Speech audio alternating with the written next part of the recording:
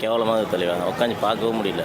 ஏன்டா வந்தேன்னு இருக்குது. ரொம்ப ஸ்லோ, டெட் ஸ்லோ படம். தனுஷ் நல்லா நடிச்சிருக்கு. அதுக்காக எல்லா கதையிலையும் போய் நடிக்கக்கூடாதுல்ல. நம்ம படம் பார்க்குற மாதிரி இருக்கணும்ல. கதை ஒரு பிச்சைக்கார கதை. படம் ரொம்ப ஒஸ்ட்டு தலைவா. பார்க்கறது ரொம்ப கஷ்டமாக இருக்கும். மியூசிக்கெலாம் ஓகே, அவ்வளோதான். படம் ரொம்ப நல்லா இருக்குப்பா. ஃபஸ்ட்டு 40-45 மினிட்ஸு ஐ மீன் ஃபஸ்ட்டு இன்டர்வல் இருக்கும். கொஞ்சம் நமக்கு என்னடா ஏன் இவங்க இந்த படத்துக்கு வந்து ஒரு டாக்குமெண்ட்ரி ஸ்டைலில் இருக்குது. இன்டர்வல் ஆன உடனே நமக்கு அப்போ தான் நமக்கு நாங்கள் சினிமா பார்க்க வந்திருக்கோம் அப்போ தான் நமக்கு தோணுது. ஸோ அது மாதிரி இன்டர்வலுக்கு மேலே கதை சூப்பர். அப்போது ரொம்ப ரொம்ப நல்லா இருக்குது. சூப்பராக இருக்குது.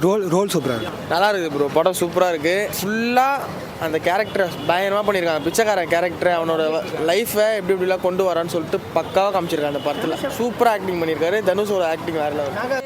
ஜேர்னலில் வருவார், அந்த சீன் செம்மையாக இருந்தது. அது மாதிரி அவரோட இன்ட்ரோ சீன் வேறு லெவலில் இருந்துச்சு. நிறைய கேஸ்ட் அண்ட் க்ரூ வந்தது. யாரோட பர்ஃபார்மன்ஸ் ஈக்குவலாக யார் பண்ணார்? நாகார்ஜுனா சார் வந்துட்டு நல்லா பண்ணிட்டு இருந்தார் மூவியில். மியூசிக் பிஜிஎம் நல்லா இருந்துச்சு படத்தில்.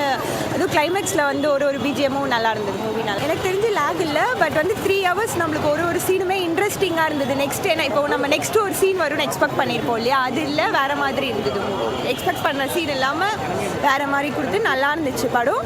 அதில் நாகார்ஜுனா சாரோட ரோலும் ரொம்ப இம்பார்ட்டன்ட் கொடுத்துட்டு நல்லா இருந்தது, வேறு மாதிரி இருந்தது. தனுஷ்லாம் நல்லா தான் பண்ணிக்கிறாரு. கொஞ்சம் லேக் அவ்வளோதான். ஸ்லோவாக போகுது. 3 மணி நேரம் இல்லை, அதனால் ஸ்லோவாக போகுது, அவ்வளோதான். ஃபஸ்ட் ஹாஃப் போர் அடிக்குது, செகண்ட் ஹாஃப் ஓகே. தனுஷ் நல்லா தான் நடிச்சுக்கிறாரு. நாகராஜனா நல்லா தான் நடிச்சுக்கிறாங்க. ஹீரோனி தான் ரொம்ப ஸ்பேஸ்லாம் கொடுக்கல. செகண்ட் ஹாஃப் மேலே தான் வராங்க. ஃபஸ்ட் ஹாஃபில் கொஞ்சம் தான் வராங்க, அவ்வளோதான். நல்லா தான் இருக்குது. ஒரு வாட்டி பார்க்கலாம், அவ்வளோதான்.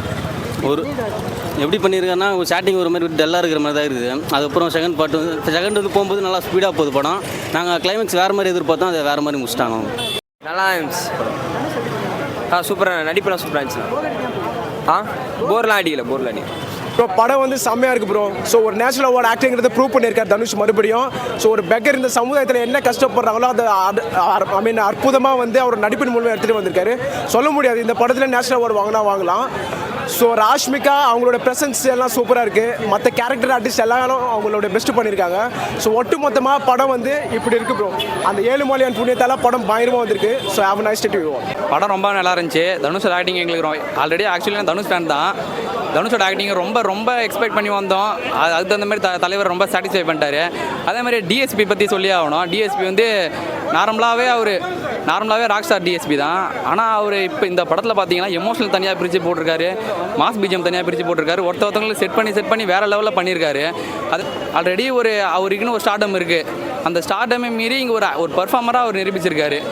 அதுக்கப்புறம் ராஷ்மிகா பற்றி சொல்லணும்னா, ராஷ்மிகா ஆக்சுவலி ஒரு ஆக்ட்ரஸாக இருக்காங்க.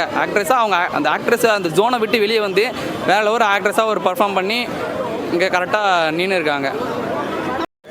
நல்லா தான் ப்ரோ. வழக்கமாக தான் ப்ரோ. செம்மையாக தான் பண்ணியிருக்கேன். தனுஷ்க்கு கண்டிப்பாக இந்த படத்தில் அவார்டு இருக்குது ப்ரோ. அவர் ஆல்ரெடி சொல்லியாச்சு, ஷோராக அவார்டு கொடுத்துருவாங்க, ஆஸ்கர் அவார்டு.